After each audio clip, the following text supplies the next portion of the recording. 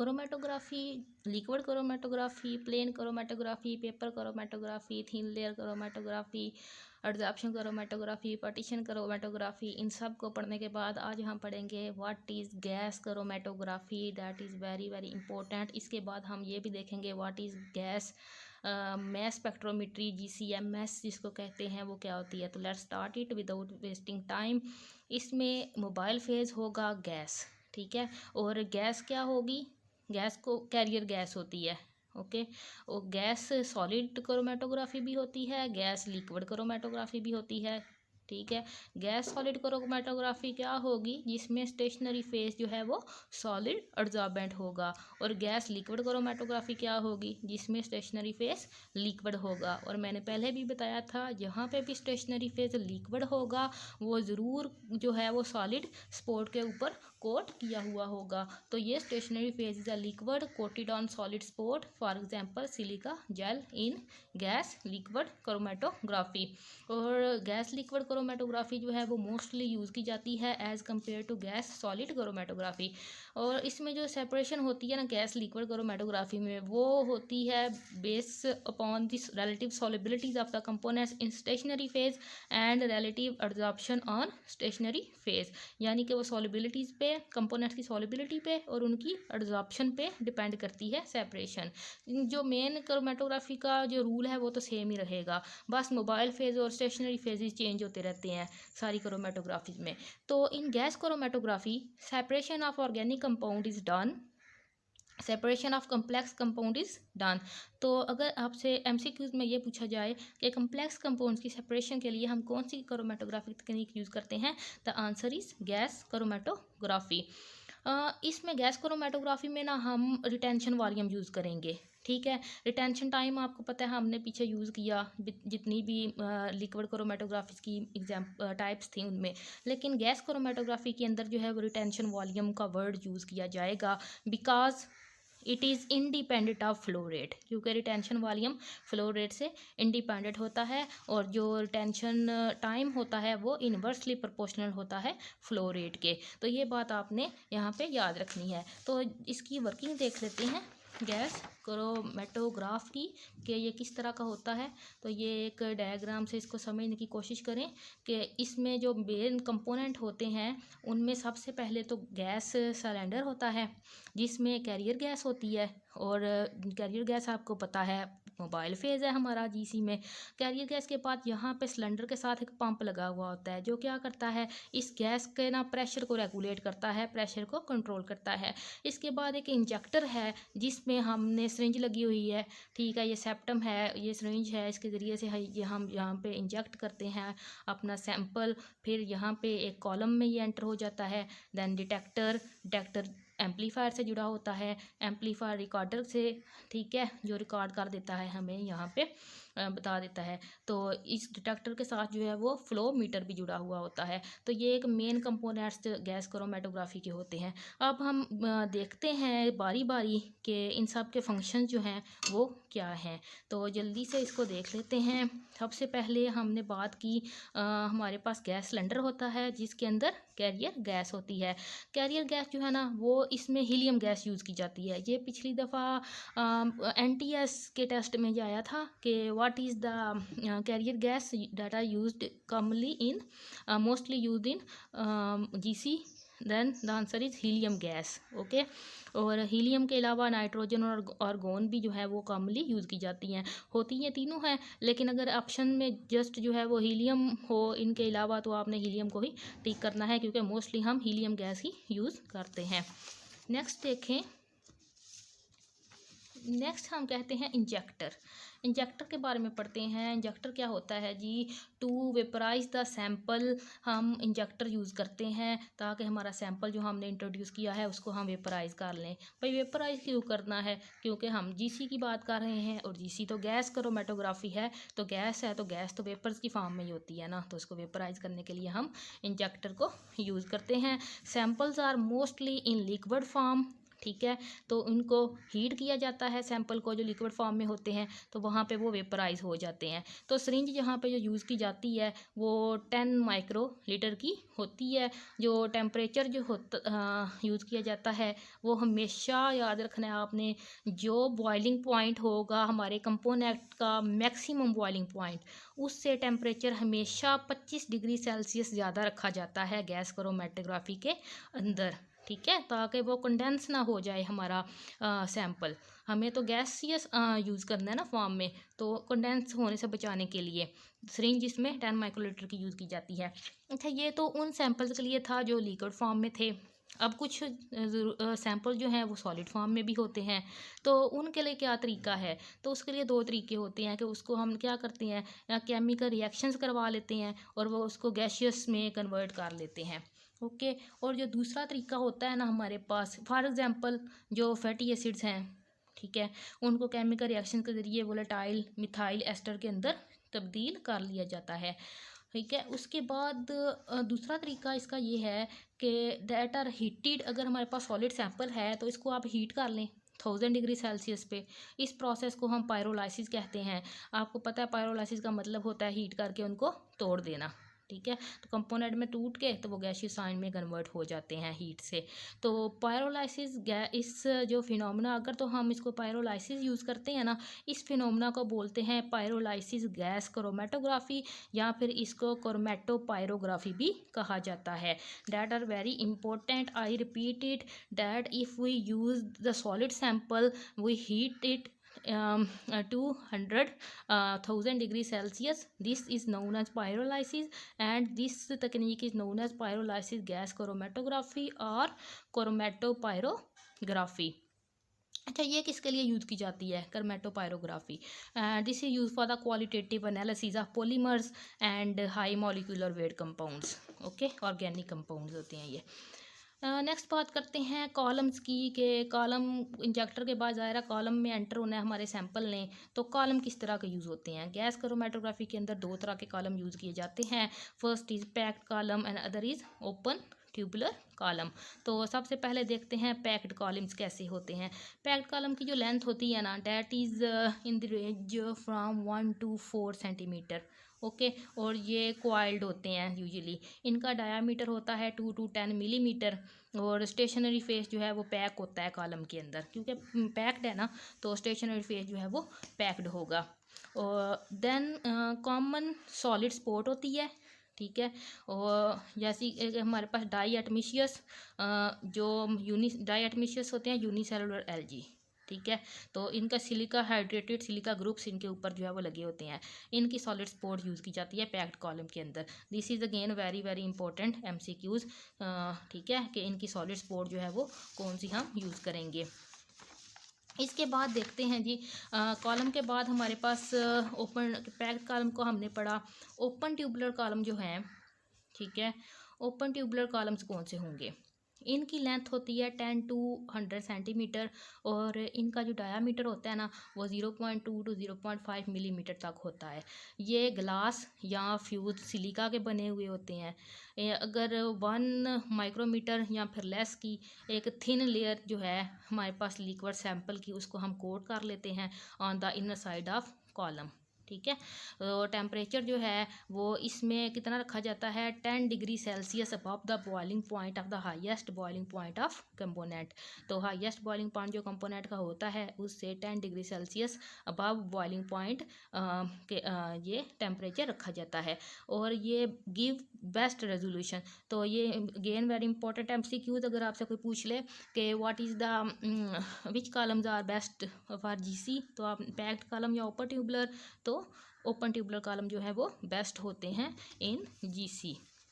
Okay, now very very important topic, that detectors जो होते हैं जीसी के अंदर वो कौन से यूज़ किए जाते हैं? तो 3 तरह के डिटेक्टर हम इसमें यूज़ करेंगे। The first one is thermal conductivity detector, जिसको आप TCD भी कहते हैं। ये क्या करता है?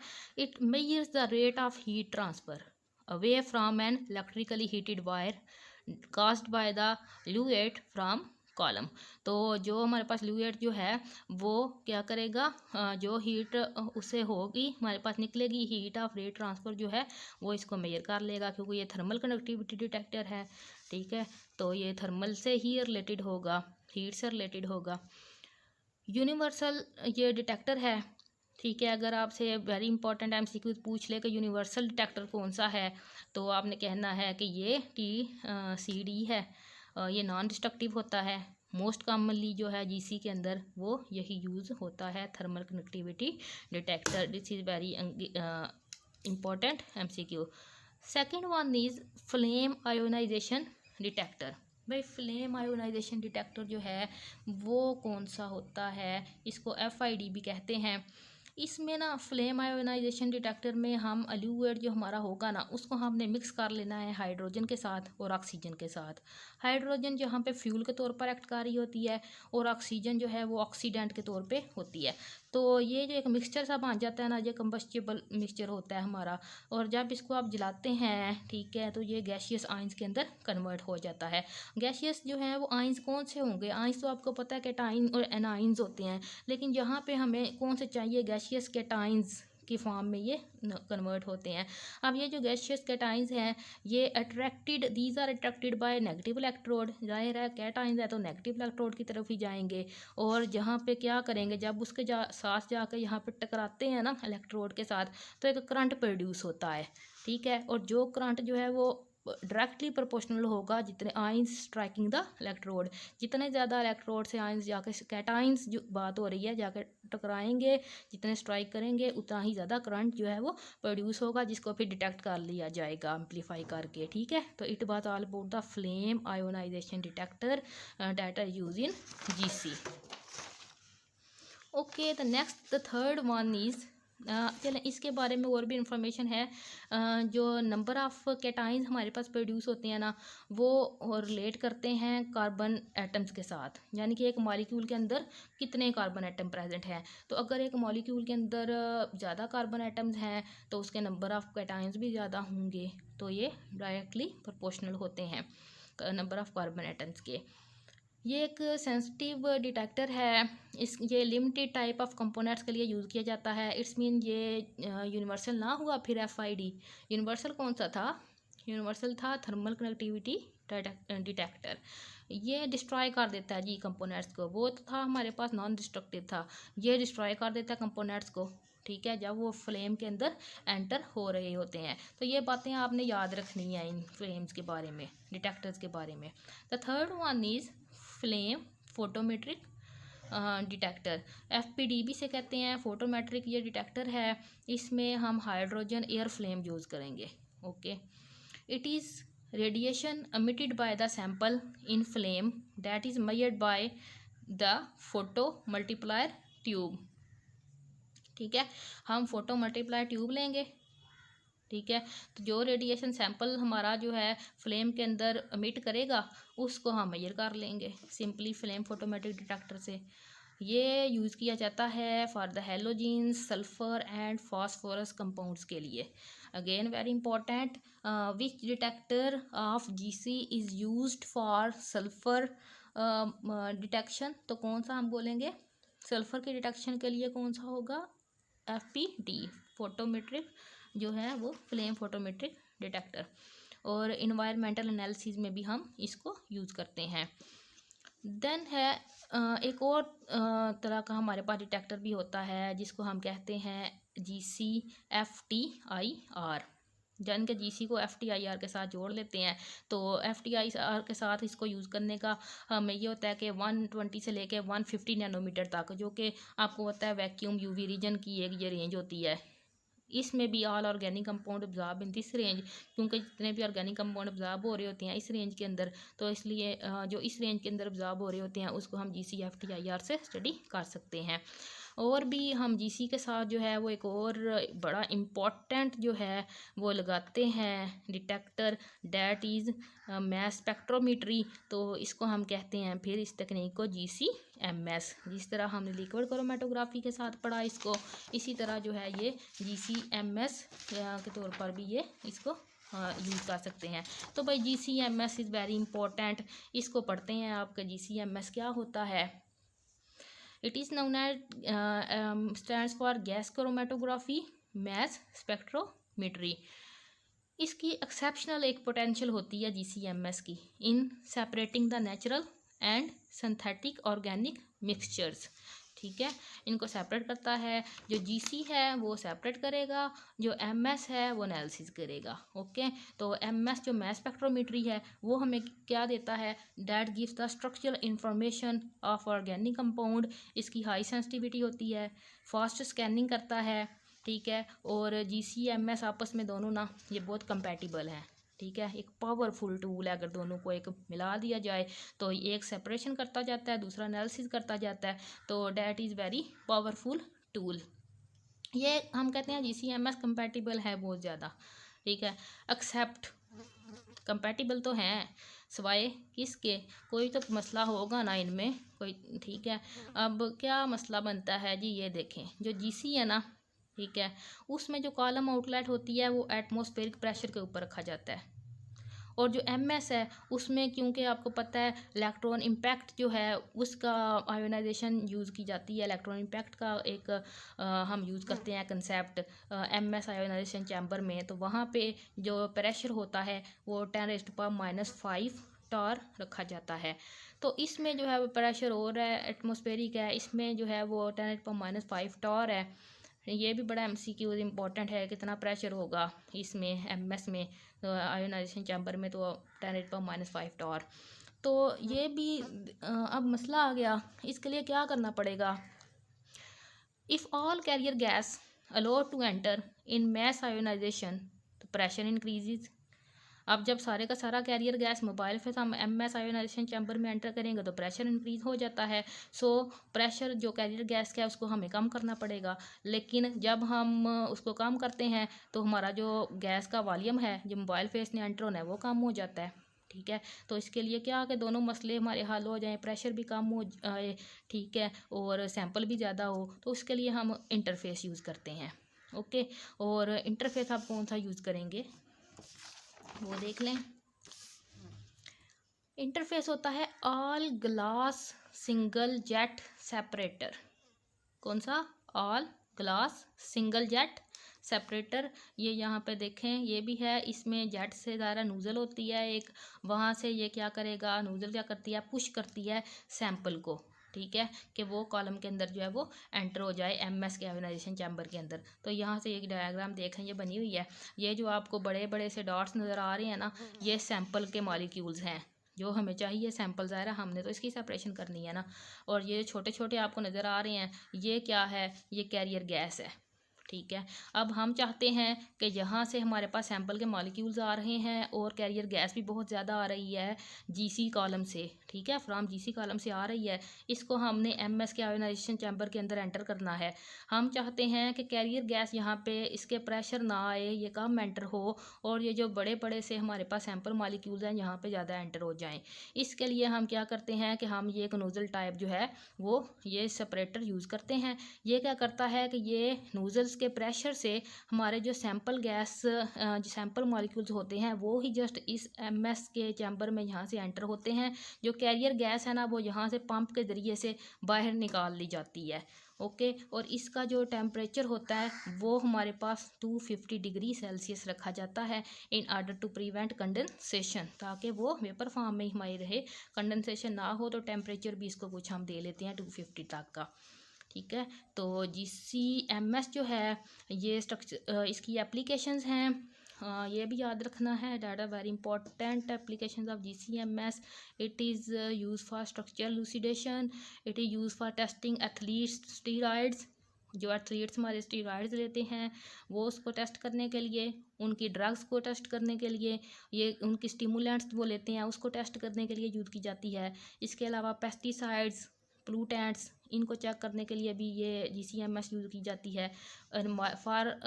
ठीक है, तो ये इसकी एप्लीकेशन थी GCMS की। चलें, आप लोगों के लिए क्वेश्चन है, अगर तो सारा लेक्चर आपने सुना है तो आप इसका जवाब दे लेंगे। MCQs है, for environmental analysis which detector is used.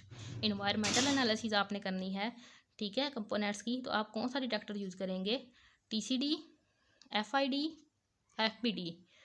आपने इसका जवाब जो है, अगर आपने पूरा लेक्चर नहीं सुना तो आप इसका जवाब नहीं दे सकते, और अगर आपने सुना है तो कमेंट में इसका जवाब ज़रूर दें।